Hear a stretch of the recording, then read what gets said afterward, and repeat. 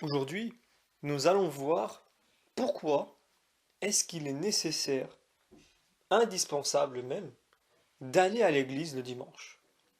Souvent, quand on pose la question à des chrétiens qui se disent baptisés et qui vont pas très souvent à la messe, eh bien, quand on leur pose la question, ils nous disent, bon, bah, j'y vais à Noël, quelquefois à Pâques.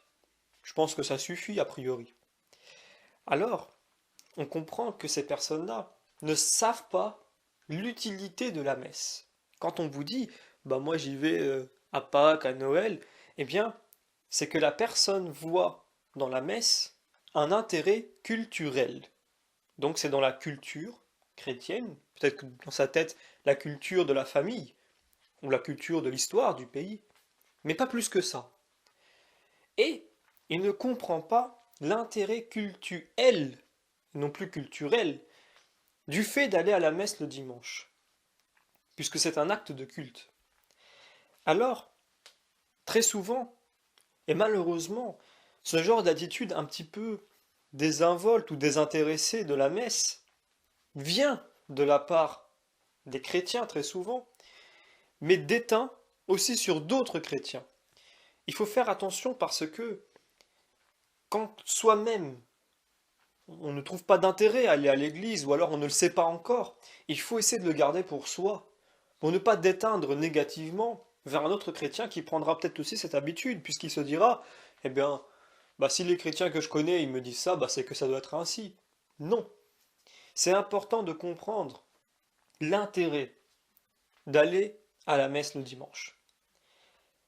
Dans la vidéo précédente que j'ai faite, où j'explique comment vivre sa foi chrétienne, j'indiquais que tout ce que nous vivons, c'est dans le but d'atteindre la vision béatifique, de devenir comme Dieu, puisque c'est le plan initial de Dieu. Il nous a créés pour vivre avec lui, vivre dans la Trinité, vivre dans cet infini amour et charité, mais pour cela il faut être comme lui.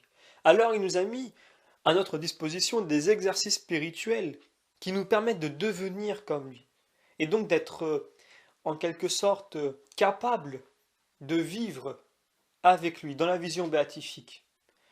Ça passe par des petits exercices, donc nous avions donné comme exemple la confession, entre autres, les actes de charité, donc l'aumône, mais il y a aussi le fait d'aller à l'église.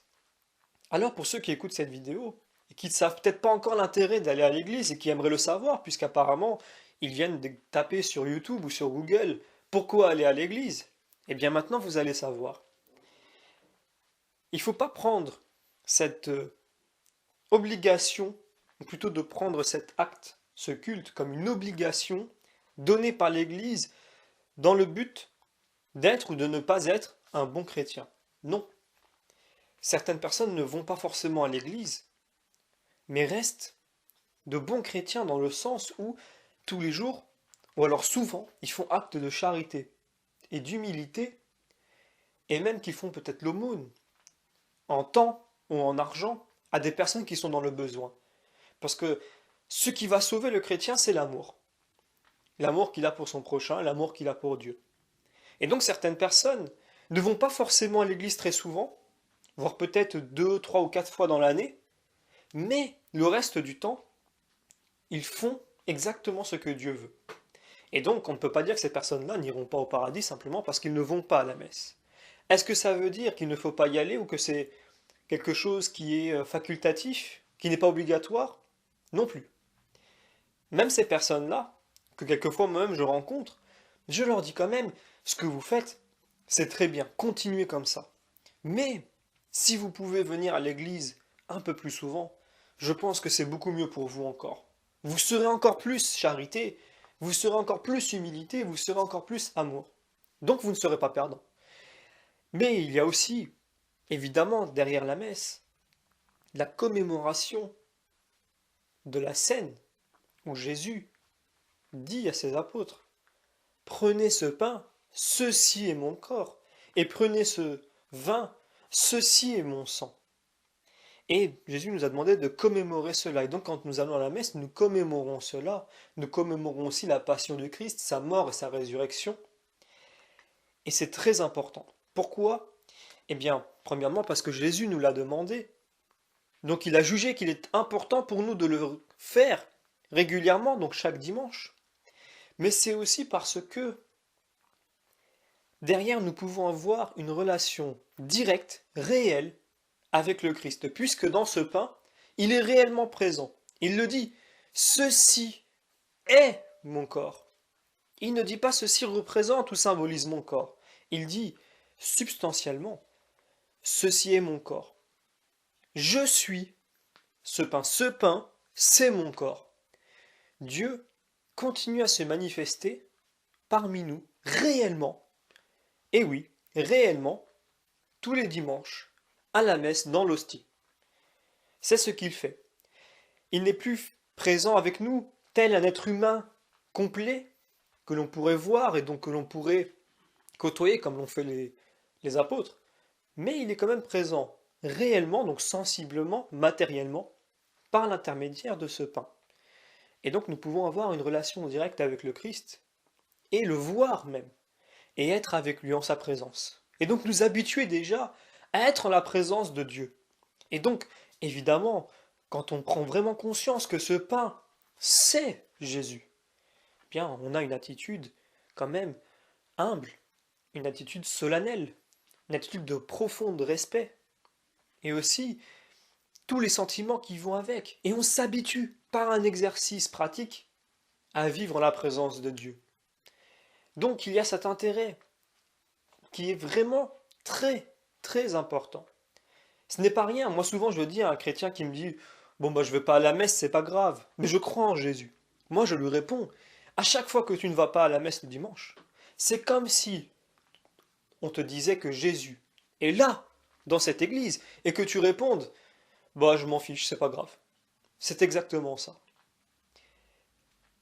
Il y a aussi à la messe, pour ceux qui n'y vont pas souvent, qui ne savent pas réellement le contenu, eh bien, quand on arrive, il y a une sorte de chant d'entrée. Donc, la joie du peuple de Dieu qui se réunit pour effectuer justement la commémoration de la passion du Christ, de sa mort et de sa résurrection. Eh bien, il y a au départ ce chant. Il y a la bénédiction du prêtre qui rappelle aussi pourquoi nous sommes réunis. Quelquefois, selon les prêtres et selon quelquefois les temps, eh bien, nous répétons le credo, qui est la foi de l'Église depuis 2000 ans, comme je l'ai déjà expliqué dans une vidéo, qui concerne la foi. Un credo et qui résume tout ce que les chrétiens disent et en ce qu'ils croient depuis 2000 ans. Et donc nous transmettons continuellement ce credo et nous continuons à le dire, comme le font les chrétiens depuis 2000 ans. Il y a aussi la lecture d'un texte de l'Ancien Testament, d'un autre du Nouveau, et un psaume entre les deux qui est chanté. Il y a donc la lecture de la parole de Dieu. C'est ces textes qui sont en rapport avec le calendrier liturgique, avec l'époque. Donc si c'est Noël, évidemment, au fur et à mesure que l'on approche de Noël, eh bien nous aurons des épisodes qui concernent la naissance de Jésus. Donc on aura l'annonciation à Marie, puis on aura aussi avant l'annonciation à Élisabeth pour Saint Jean-Baptiste. Et après, quand arrive le moment de Noël, eh bien c'est la naissance de Jésus. Pareil pour Pâques. Plus nous allons approcher de Pâques, donc durant aussi la période de Carême, et donc plus nous aurons des textes en rapport, et chronologiquement nous allons avancer avec ces textes pour en arriver aux textes qui concernent la fête de Pâques exactement. Alors, tout le calendrier liturgique chrétien est ainsi fait. Et donc on vit continuellement ces passages, ces épisodes de la vie de Jésus, mais pas seulement de Jésus, évidemment, aussi de l'Église, de la Vierge Marie, des apôtres, etc. Nous les vivons continuellement à l'Église. Alors, c'est très important parce que, en plus de ça, nous avons une homélie du prêtre. Une homélie, c'est un commentaire sur les textes. Alors, il est toujours important d'avoir un prêtre qui s'est sacrifié réellement toute sa vie pour l'Église et donc qui a une profonde connaissance des Écritures, a priori, des textes, et donc qui est capable d'en faire ressentir un sens spirituel, peut-être un sens que l'on ne voit pas quand on lit dans un premier temps. Et le prêtre est capable, avec des mots assez simples, avec des comparaisons, des analogies, pour qu'on puisse bien comprendre, eh bien, nous donner le sens profond que lui n'a pu déduire qu'après des années d'études. Et donc il nous offre un peu comme sur un plateau d'argent une compréhension spirituelle, allégorique, symbolique et profonde des textes qu'il est en train de lire. C'est important puisque c'est une nourriture de l'âme. Jésus a dit, l'homme ne mangera pas que de pain. Il n'a pas dit, l'homme ne mangera pas de pain ou l'homme mangera que du pain. Il a dit qu'il ne mangera pas que du pain. C'est-à-dire qu'il mangera du pain, certes. Il le faut pour son corps, mais il ne mangera pas que de pain. Il mangera aussi de nourriture spirituelle qui vient du Père. Et donc, c'est la nourriture qui concerne l'âme. Et cette nourriture-là vous est aussi donnée à la messe le dimanche. Alors, ensuite, il y a plusieurs chants. Donc nous avons plusieurs chants de louanges. Donc c'est le peuple de Dieu, les enfants de Dieu qui sont réunis, qui chantent pour Dieu. Et Dieu est très content de voir ça. Pourquoi? Parce que si nous sommes les enfants de Dieu, nous sommes donc la famille, une seule famille. Et Dieu aime voir ses enfants réunis. Il n'aime pas voir ses enfants désunis. C'est important parce que beaucoup disent, non mais je peux prier dans ma chambre. C'est la même chose. Je fais pareil, je prie. Pourquoi aller prier devant tout le monde ou avec des personnes? Eh bien non. Vous faites partie d'une famille. Nous sommes un seul corps. L'Église est le corps du Christ. Et les membres de cette Église, c'est nous. Nous sommes tous les membres de ce corps. Si nous sommes désunis, nous ne sommes plus un corps. Et si nous sommes les enfants de Dieu, nous ne sommes plus une famille si nous ne sommes pas unis.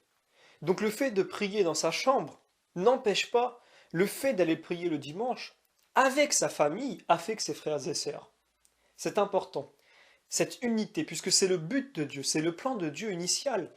Il veut ensemble que nous vivons dans la vision béatifique. Plus tard, quand il y aura la vision béatifique et que, je l'espère, nous y serons, eh bien, ça ne sera pas chacun dans son coin, ça sera tous ensemble. Et on s'y prépare déjà à la messe le dimanche. D'où l'intérêt de prier non seulement dans sa chambre, dans le secret, comme Jésus nous l'a proposé, mais aussi, comme on peut le lire dans l'Évangile, et surtout dans les actes des apôtres, l'on voit déjà cela se manifester, la prière en groupe, la prière tous ensemble. C'est important, les deux sont nécessaires. Les deux sont nécessaires à tel point que quand il n'y en a qu'un seul, quel que ce soit celui de l'Église, donc la prière en groupe, ou que ce soit la prière tout seul dans sa chambre, eh bien, il manque quelque chose. Il faut les deux. Alors donc, il y a la louange, la prière ensemble, et il vient ce moment solennel où on va rompre le pain, comme on peut le lire dans le livre des Actes, et le partager.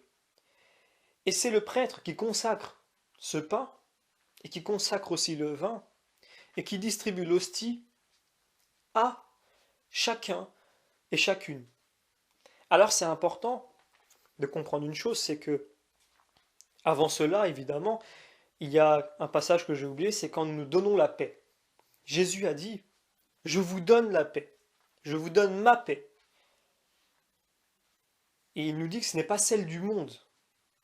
Il faut bien comprendre que la paix qu'il nous donne, c'est la paix de savoir que nous serons sauvés, qu'ainsi nous pouvons nous diriger vers notre prochain, puisque souvent à l'époque, pour toutes les populations, même juives, eh bien, même si on prend les païens, ils ne savaient pas s'ils allaient être sauvés. Qu'est-ce que c'était? Qu'est-ce que c'est qu'une religion?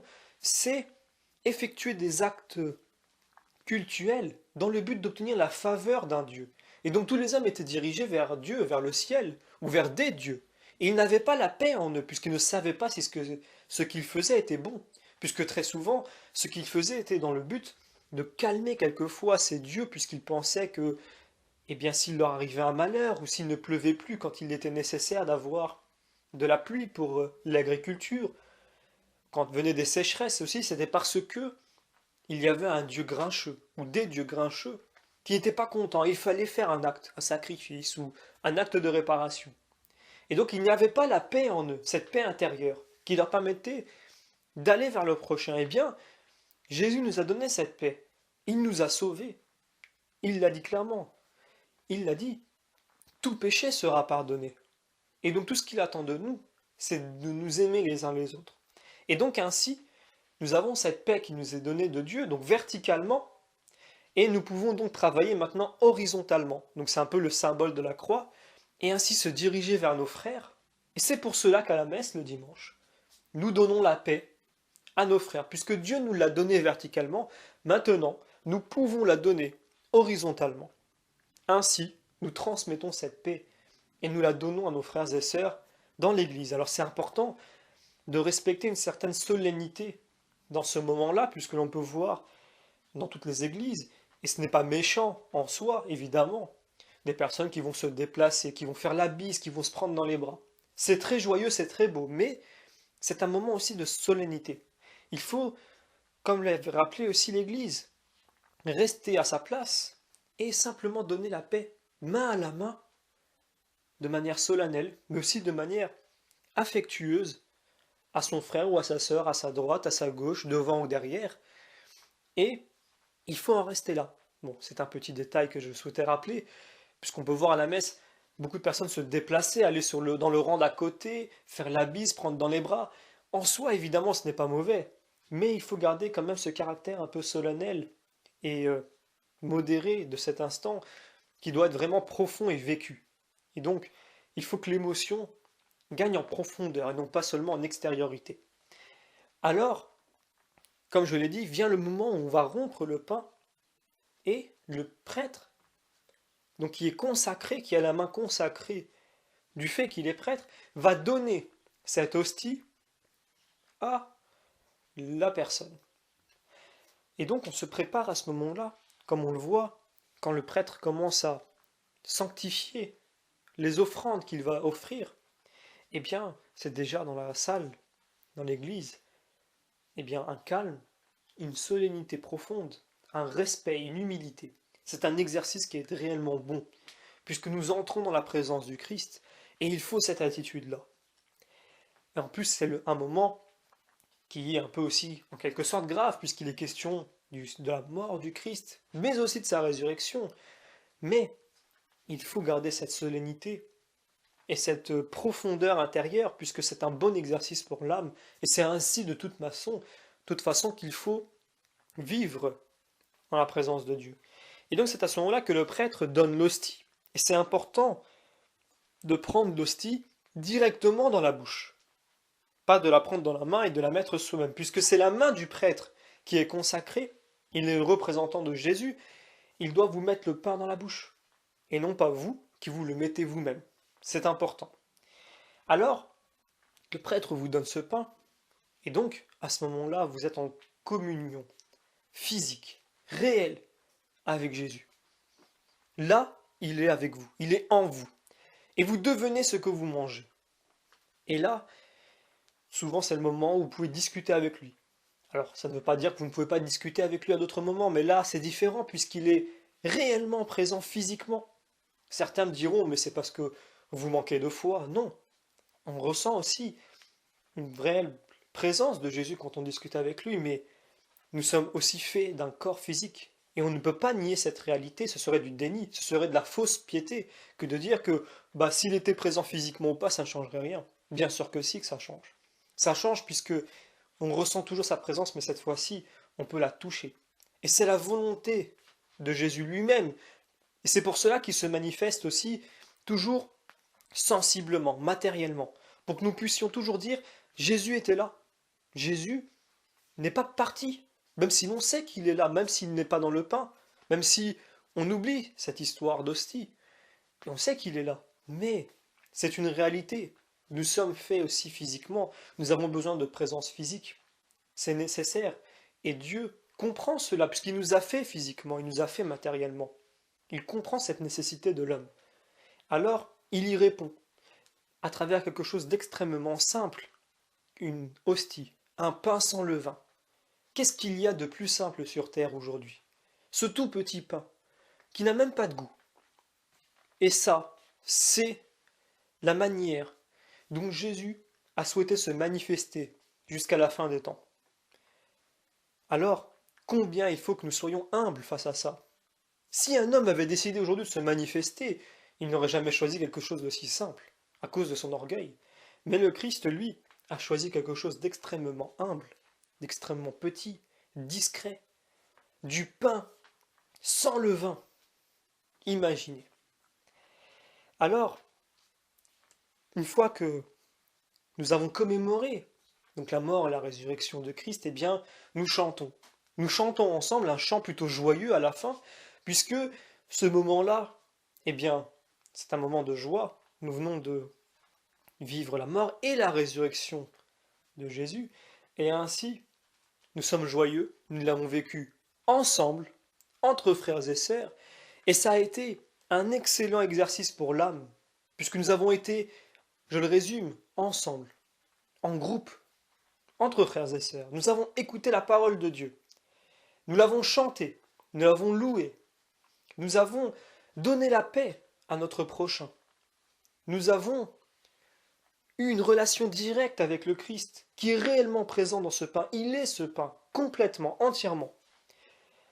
Et nous avons revécu cette passion du Christ, ensemble.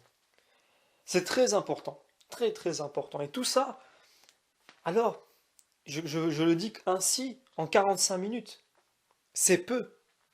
Il faut bien en avoir conscience. La messe ne dure pas 2 ou 3 heures. Elle ne se fait pas plusieurs fois par semaine, même si certains la repratiquent plusieurs fois par semaine, selon leur disponibilité, selon leurs besoins spirituels. Ce n'est pas grave. Mais pour une personne qui vit, qui est heureuse, ou même qui ne l'est pas forcément dans sa vie, eh bien, la vie reste un don. La vie reste un cadeau de Dieu. Je pense que lui donner 45 minutes par semaine, ce n'est pas grand-chose, puisque c'est souvent le temps que l'on met en une journée devant la télé.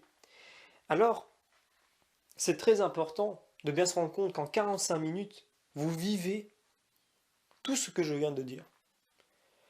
Alors, il y a un réel intérêt, c'est un exercice. Je pense que c'est un des meilleurs exercices que l'Église a et que le Christ nous a laissé. Il y a évidemment la confession, qui est tout autant nécessaire, c'est un sacrement, au même titre que la communion, que l'Eucharistie, donc, que nous commémorons à la messe. Mais là maintenant, j'espère que vous voyez un peu plus l'intérêt d'aller à l'église. Mais il ne faut pas oublier que, évidemment, si vous écoutez cette vidéo et que vous vous posez cette question, ne pensez pas que là, tout de suite, vous allez être complètement rempli d'une envie. Alors, si c'est le cas, c'est tant mieux, hein. Mais si vous n'êtes pas tout de suite rempli d'une envie extraordinaire d'aller à la messe chaque dimanche, c'est pas grave. Parce que il faut prendre en compte cette maturité, cette croissance spirituelle qu'il faut petit à petit. Peut-être que là, vous vous direz, bah, dimanche, j'irai à l'église. Vous allez ressentir un peu plus. Vous allez vivre un peu mieux la messe. Mais pas encore au point que vous le désireriez. Mais c'est pas grave, c'est normal. C'est très normal. Il faut prendre en compte la croissance spirituelle. La croissance physique de l'homme est l'image de la croissance spirituelle. On ne peut pas demander à un enfant de sauter l'étape de l'adolescence et de devenir adulte. Pareil, si vous êtes encore dans une enfance spirituelle, n'ayez pas peur. Si vous n'êtes pas encore un adulte, vous allez passer par l'adolescence, des crises d'adolescence même.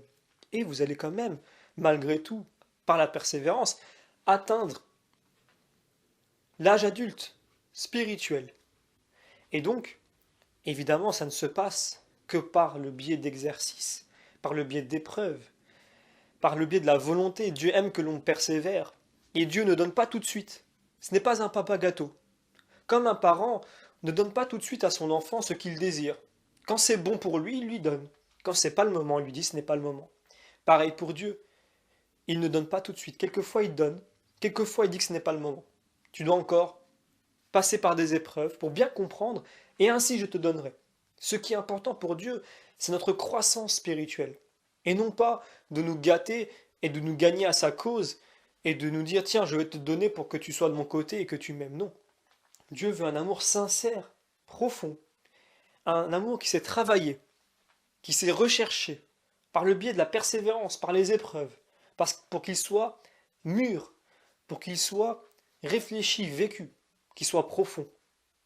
Et non pas qu'il soit un choix que l'on fait comme ces personnes en Israël à l'époque où Jésus faisait des miracles, qui, quand il faisait un miracle, étaient avec lui, étaient joyeux, puis quand il n'en faisait plus, partaient et fuyaient. Ils n'avaient plus ce qu'ils voulaient. Ils étaient comme des enfants qui voulaient, qui aimaient la personne tant qu'elle lui donnait ce qu'elle lui donnait. et qu'il ne l'aimait plus quand elle ne lui donnait plus. Dieu ne veut pas ça. Alors, quand vous irez à la messe, et je l'espère, surtout que cette vidéo est faite en plus un dimanche, alors j'espère que vous l'écouterez avant la messe du soir et que vous irez si vous hésitez, ou alors dimanche prochain. Mais il faut y aller, il faut méditer, il faut prendre son temps. Comme vous venez de le voir, il y a beaucoup de choses dans cette messe. Peut-être que vous n'apprécierez pas chacune de ces choses comme il faut dès la première fois ou même dès la première année. Mais il faut continuer, persévérer, et au fur et à mesure, vous verrez que vous ne pourrez plus vivre sans aller à la messe le dimanche. Et quand vous n'irez pas, pour X ou Y raison, parce que vous avez un empêchement, quelqu'un peut-être de très malade, ou un accident, ou quelque chose d'autre, vous ressentirez le manque, le besoin. C'est un peu comme le coureur, pour reprendre l'exemple de Saint Paul et de la course. Souvent, quand on commence la course, eh bien, on est lourd, on est fatigué, on ne voit pas l'intérêt. Mais si on persévère, eh bien, il suffit de demander aux coureurs. Ils vous diront, bah, ça devient un plaisir de courir. Je ne peux plus m'en passer. Si je passe une semaine sans courir, c'est terrible. C'est pareil pour la messe. Petit à petit. Au début, c'est peut-être un peu long, vous ne voyez pas trop l'intérêt, vous vous ennuyez, vous bâillez, vous rêvez. À certains moments, vous êtes plus concentré que d'autres moments.